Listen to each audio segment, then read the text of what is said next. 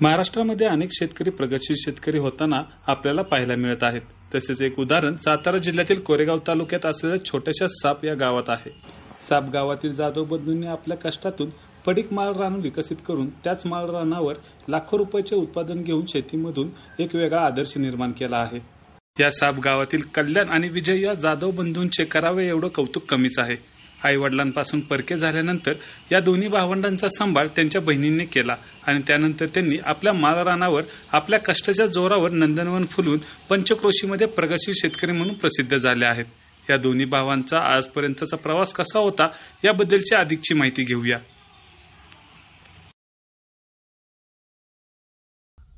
आई वडील 2006 साली वारल्यानंतर बाहेर काय काम करण्यानिमित्त बाहेरगावी जात होतो.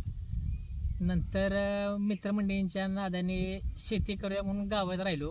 ही माळरान जमीन असल्यामुळे काय करता आलं नाही. JCBच्या साह्यानं पहिल्यांदा हे माळरान आम्ही उकरून घेतलं. त्यानंतर हळूहळू डेव्हलपिंग केलं.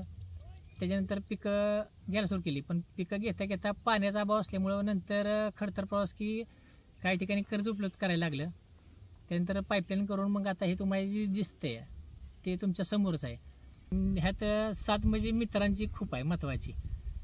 त्यांनी भरभरून दिलं आणि त्यांच्यामुळं आभावाच कुठं वाटलं नाही. पण आई वडिलांच्या माघारी आम्हाशी दोन्ही बहिणीने भरभरून साथ दिली. आजही त्यांची आम्हाला साथ आहे. त्यामुळे आम्ही इथपर्यंत आहे. आणि जे आता उत्पन्न भेटतंय ते आम्ही पूर्ण शेतीत नाही, नोकरी कुठे आम्ही दोघं नाही, फक्त चाललंय शेती जॉब.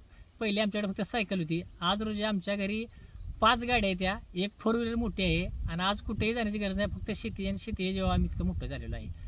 नमस्कार, मी विजय संभाजी जाधव, राहणार साप, तालुका कोरेगाव, जिल्हा सातारा. आम्ही दोघे भाऊ. माझ्या बंधुराजाचं नाव कल्याण संभाजी जाधव.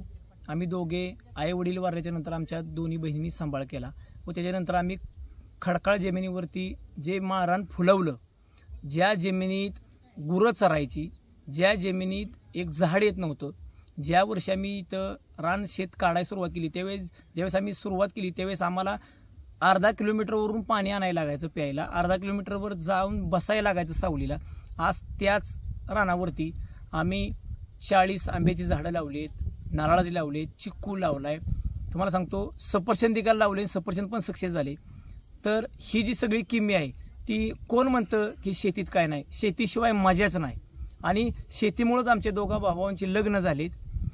आलं मुख्य पीक नसून आलं हा आमचा बोनस आहे. आल्याची अशी एक व्याख्या आहे, झाले तर लाख नाही तर राख, असा बी हा विषय आहे. आणि ऊसाचं तुम्ही बघाल तर ऊस आमचा 103-107 टन आम्ही ऊस घालवतो. आणि दरवर्षी आमचा 1-2 एकर प्लॉट नर्सरीला किंवा 1-2 एकर प्लॉट बियाण्याला फोडतो.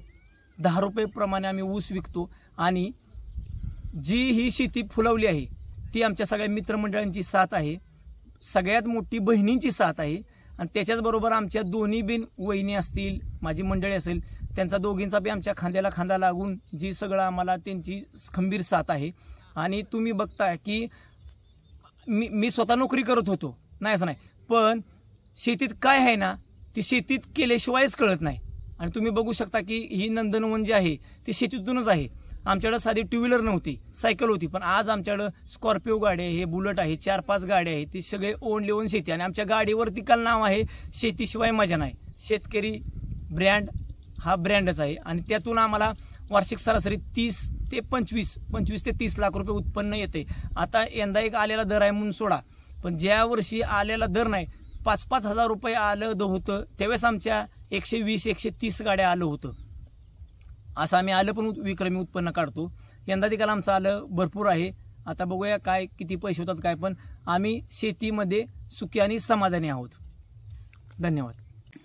एकेकाळी या दोन्ही भावंडांकडे फक्त एक सायकल होती. सायकल ते स्कॉर्पिओ, बुलेट यांसारखे 4 ते 5 गाड्यांचे मालक फक्त आणि फक्त शेतीतून या दोन्ही भावंड झाला आहेत. या शेतीतून दोन्ही भावंड वार्षिक 25 ते 30 लाख रुपये या खडकाळ माळ रानावर ते उत्पादन घेत आहेत.